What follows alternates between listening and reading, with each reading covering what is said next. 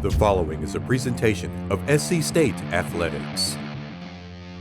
It's the final home game for South Carolina State head coach Buddy Pough at the Oliver C. Dawson Bulldog Stadium, Willie Jeffrey Spiel, and it's not going to be easy. The Bulldogs are taking on the Morgan State Bears, arguably the best defense in the MEAC, coached by Damon Wilson.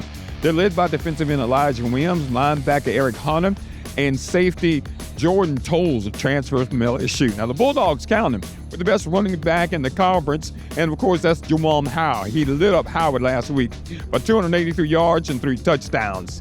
Can the Bulldogs turn their season around, stay in the MEAC Conference Championship race, and send Coach Buddy Pough out a winner in his final regular season home game? We're about to find out. Coming up next on the Buddy Pough Show.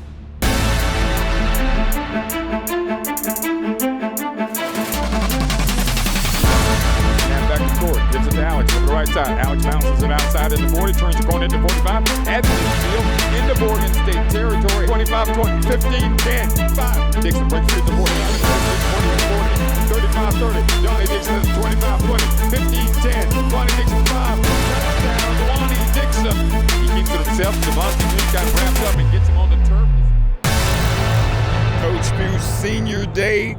Morgan State, one of the best defenses in the country. We got our hands full here this afternoon. We do. Morgan's up front crowd's as good as anybody I've seen in some time. And, you know, they're deep, too. They got a second defensive front that's really good. So you can pretty much bet that we'll have our hands full trying to find that run game like we did last week. Coach, you was talking about last week. Let's go back to the last couple of times we played Morgan State here in Orangeburg. It's rain. They remind me of that. Elements are going to have a problem in this game today. You know, I think when we won the tying game, we had the first game that we went above Coach Jefferson's games, we had a wet day kind of similar to this. So maybe it's something in the weather when those guys show up. I don't know, but I tell you what, it looked like it's going to clear up a little bit. We got to hold on to the football. The best thing about the whole deal is fundamentals will carry you through if you do a good job of securing the football properly. So if we do that and do a good job of trying to take the ball away from them, then at that point, then we got a chance. Coach, last week you got an unbelievable effort from Juwan Howell. I know you can't expect that every week because he can give him some help. Talk about the run game this afternoon and how important it'll be here against Morgan State. Well, we're going to try again. Now, whether we can or not is to be determined. But that would be the best case scenario given these circumstances for him to have a big day. Now, against this defensive front, I doubt seriously if it can happen. But we've got a good plan in, and we got to mix it up a little bit. The fact that it's going to rain a little bit might kind of dampen our efforts a little bit because it'll take away a little bit of the threat of some of the throw game. But I'll tell you what, if he can run it anything close to like he did last week, we'll be in great shape. Coach, when you look at Morgan State on offense, they have had some problems offensively. They've struggled, played 4 quarterbacks this year. But last year against us, they were very effective. You're right, they do it. And you know what? They're still scoring. I can't figure out how to get them stopped. We couldn't figure out how to get them stopped. But tell you what now, I think they're going to play the freshman kid, number 7, this week. And they played him at the end of the Norfolk game 2 weeks ago. And then he played the whole game last week against Delaware State. So I expect him fully to be a guy. He's an athletic guy. Doesn't throw the ball conceptually all that well, but he throws deep balls. And what they do is they got back you up with the deep ball, and then he runs all over the place. He runs the same kind of scheme that we do when we run our load option and that kind of stuff. So he'll be a doggone handful for us here today. Another guy who may be a handful of coaches, a little running back they got from Norfolk State. You know, he gave us fit. He was number 15 at Norfolk State. Davis, he's been a factor here for Morgan State. Right, Davis is a good player. He's a shifty guy you can make him miss. You know, he's just one of those guys that you got to make sure you get down on the ground because they'll get away from it. But at the same time, you know, it'll be a good deed for us to try to see if we can just stop that run game and period because of the fact that they don't really throw it all that well. Keys to winning the game, Coach? Stopping the run and running the football on offense. All right, Coach. Best of luck this afternoon. Thanks a bunch. Greg Brown snaps it to Corey, gives it to Tyler over the left side. Tyler tries to bounce it outside. That's not going to happen. Football comes loose, and it's recovered by Morgan State at the 48, and Morgan State still moving the football down, and Tyler Smith got stripped of the football. Play action fake, flips it out, got it back out of the backfield, and that's been Achilles heel for the Bulldogs at the 25, down to 20. All the way down to the 15-yard line at the 14 of South Carolina State. Smith on the keeper.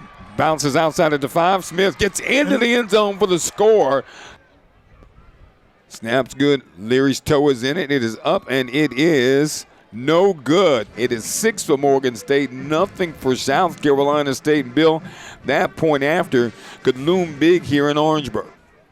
Snap it back to Corey, gives it to Josh. No, Corey keeps himself over the right side at the 30. Corey cuts back at the 35-yard line, picks up the first down. Got two tight ends that way. They run it the other way. They pitch it back to Josh. Josh gets the first down at the 50, at the 45-40, 35-30. Josh with the Jets down to the 19-yard line.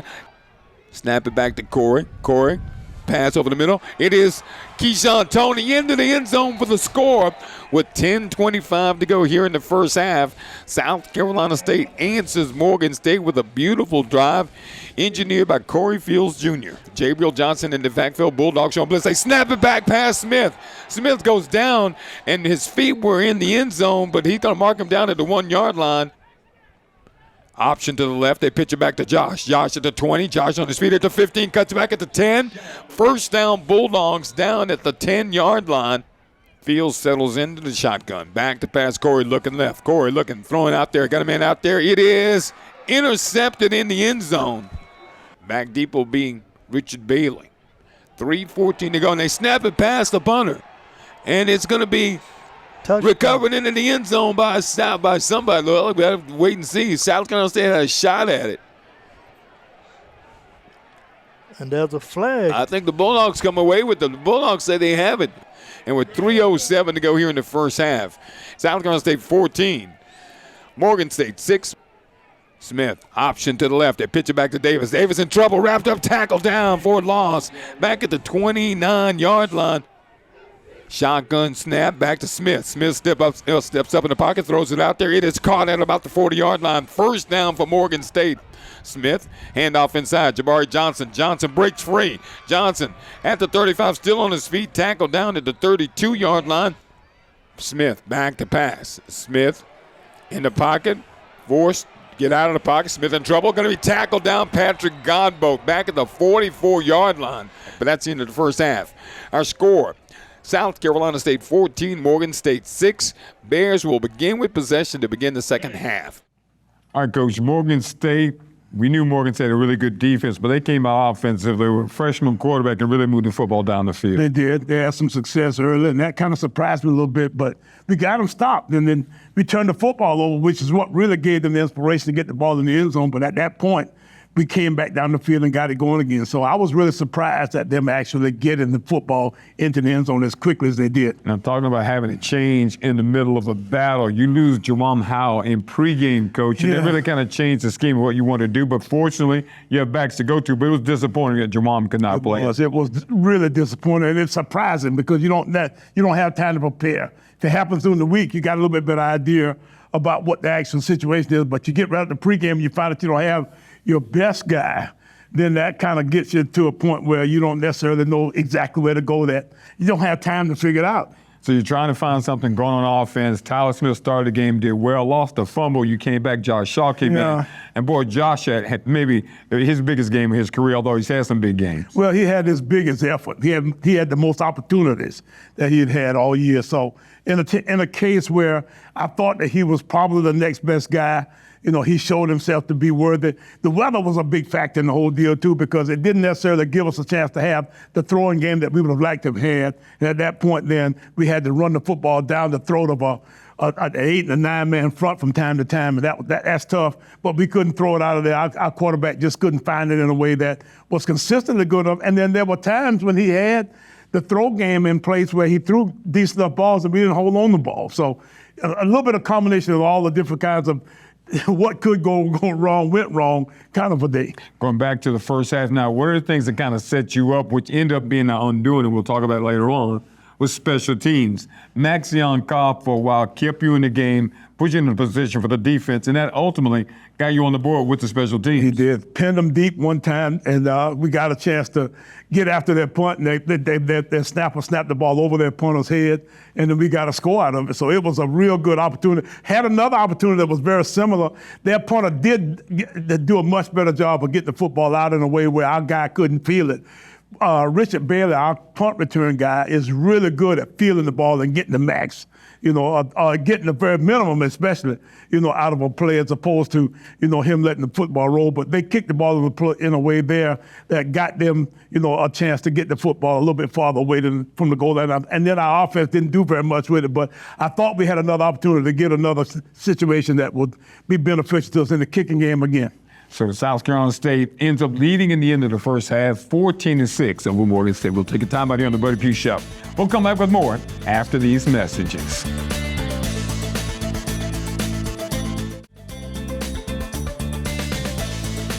All right, folks, it's time for the Prison Health Injury Report for Morgan State. Coach, this report, we talked about it a little bit just before the game even got started. It did. Juwan Howell. It did. I can tell you that was the main ingredient in that process. We lost Juwan Howell right at the beginning of the game. And, we tried to get him dressed and try to get him going a little bit, but he couldn't go. At that point, we had to go with the rest of the group that way. But that was the knockdown of all knockdowns, in a way that you have to deal with this Prisma Health report. Talking about the injury report, Jalen Evans was on that report a week ago and came back and played really well. He did, and we've got most of the rest of that crowd. We hadn't had a lot of injuries, but we, had a striking a blow to us in a case of two, but at the same time, in most cases, we've been pretty healthy. All right, that's your Prism Health injury report for the game with Morgan State. Now, of course, it's time for the sack that gives back. Bulldogs came with a couple of sacks. They had some great tackles or losses as well. Thought we had a sack or two. I remember Garboard having one, and Juan Bob, I think, might have been involved in one at one point. So I think we had at least 2 sacks to give back. Hopefully, we've got those registered in a way that we can see them on film. And we can get Food Line. Of course, Food Line donates 1,000 meals to needy families around Orangeburg and South Carolina. Every time the Bulldog defense gets a sack, they give 1,000 meals. So the Bulldog Sack Give Back program. There's a special program this past Friday night in Orangeburg, South Carolina, on campus at the Student Center, where South Carolina State celebrated the 1973 Bulldog football team. It was a reunion of sorts. It was Coach Pough's team here at South Carolina State. Coach Jeffries was the coach of that team, and you were playing on that team. Coach, it was a great event. It was a great event. We had an opportunity to recognize the team, Coach Jeffries' first team here at South Carolina State. That was 50 years ago now, that we actually finished 7-3-1. We were 1-9 the year before, so his first year, we were 7-3-1 here. Lost our first couple games and then won like 7 in a row and then lost the last game. But it was a tremendous affair. And we had some of the, greats back here, Harry Carson, Donnie Shell, just to name a few. Willie Mays Aiken, the big baseball guy that hit 3 home runs in a World Series game against the Yankees. And then I was there. Coach Buddy Pough was there. I've always said that I didn't play with Harry and Donnie. Donnie played with me. But I can tell you that those guys were a lot better football players than I was. And we had a wonderful affair last night with all of those guys that we could find to come back. I think 37, 38 of them. So it was a wonderful affair. Those guys were recognized at halftime today. They gave a nice donation back to the university. And it was a good affair in a way where we got a chance to see each other again after 50 years. People don't realize, Coach, that it was that team that started the trend at South Carolina State, put the Bulldogs on the map nationally from the standpoint of being a football power. We were the first team, those were the first teams that Coach Jeffries had that won national championships back in that day. So those guys were really stakeholders in the whole process in a way that they started things. All right, we'll take a time out here on the Buddy Pough Show. We'll come back with more South Carolina State against Morgan State on this edition of the Buddy Pough Show.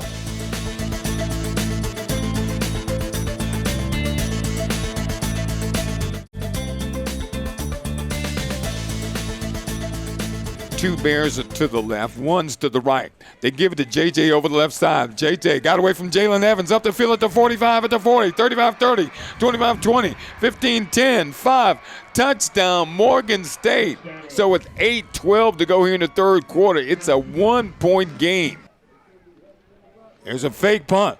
Bulldogs got it. First down at the 40, at the 45, 50, at the 40. On the carry, that was Khalil Ellis.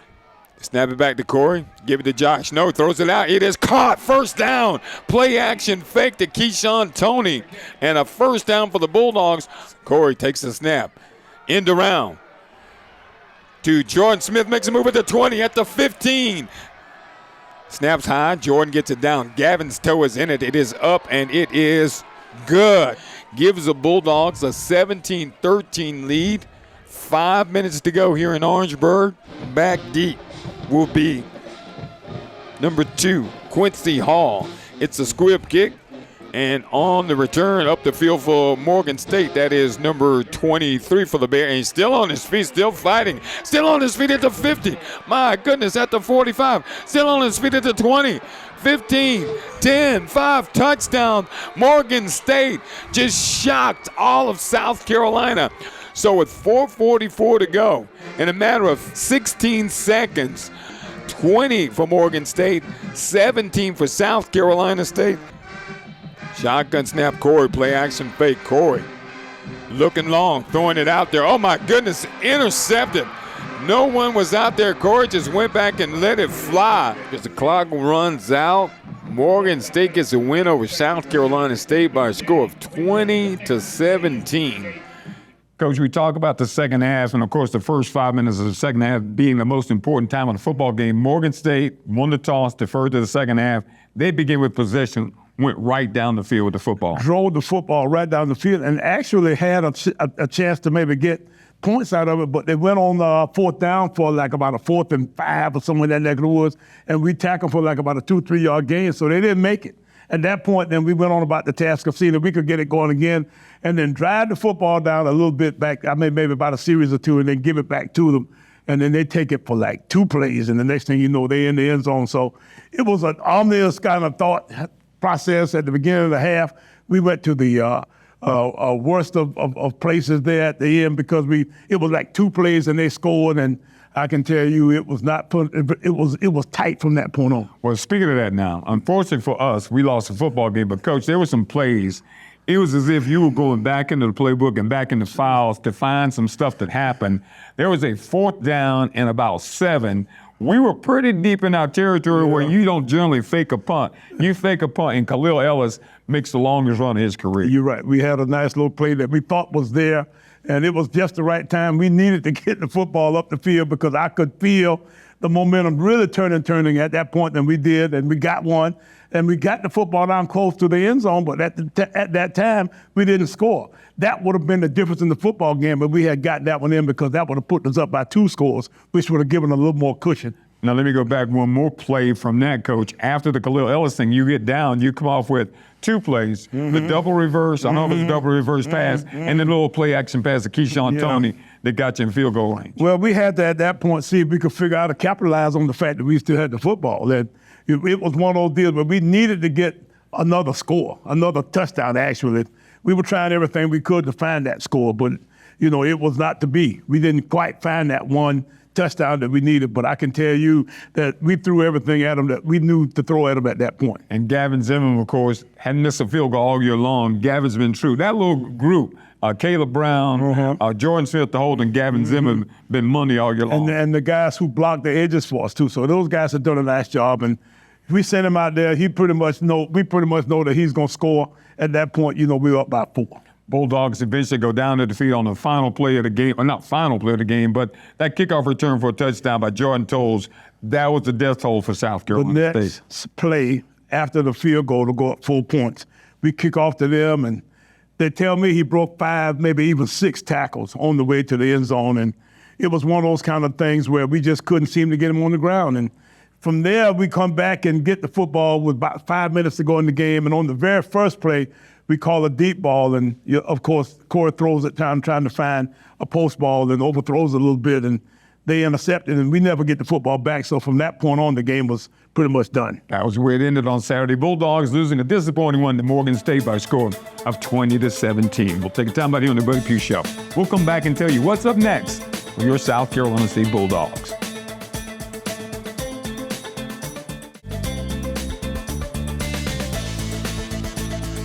All right, Bulldogs go down to defeat the Morgan State Bears 20-17. Coach, you head to Norfolk State. We played in Norfolk before. You're going to have to dig down. You can get prepared to play this one this week. You're exactly right. And it's all about the preparation, the week of getting ready for a game. So we got our work cut out for us, but we'll take these 24 hours tonight, go back to our rooms, go back to wherever our places of comfort are, and try to find ourselves, and then come back on Sunday, try to get going again. We tell them that they got 24 hours to kind of get it out of their systems, whether it be good or bad. this is not good. So we got to figure out how to get ourselves going. And then we'll get ready to do our due tomorrow afternoon. We'll practice a little bit. We'll correct a little bit. We'll go through some of the things that we need to go through, getting ready to give them a little bit of a scouting report for Norfolk State, and then we'll get ready to go for practice next Tuesday. So we have a plan together by the time they see us on Tuesday. Hopefully it's a plan that, they can really like and buy into it in a way that, we can get them excited about going up to play these guys. And Norfolk State is going to be nothing to fool around with. They really took it to Delaware State on Saturday. They were up 44-24 late in that ball game, went on to win that ball game. Norfolk State can be a problem. Oh, I guarantee you, Dawson, Odom's in that crowd. He's the big coach speak guy. He's got all kinds of phrases and stuff. Kind of reminds you of some of these other coaches chopping wood and carrying water and all that kind of stuff right now. So these guys are all excited about coming to get a little piece of the last little piece left of the Buddy Pough football program. So at this point, we're going to see if we can go up there and see if we can return the favor. All right, folks. We're looking forward to see you this week coming up when the Bulldogs head up to Norfolk to take on the Norfolk State Spartans. And, of course, there are going to be other episodes. I want to remind you, there are going to be other episodes of South Carolina State, not just football, but inside South Carolina State athletics, because we're going to continue. And that's something I think that's going to really be beneficial for the program. I'm excited about being the AD for another couple of weeks or so. Hopefully it'll be somewhere about that time.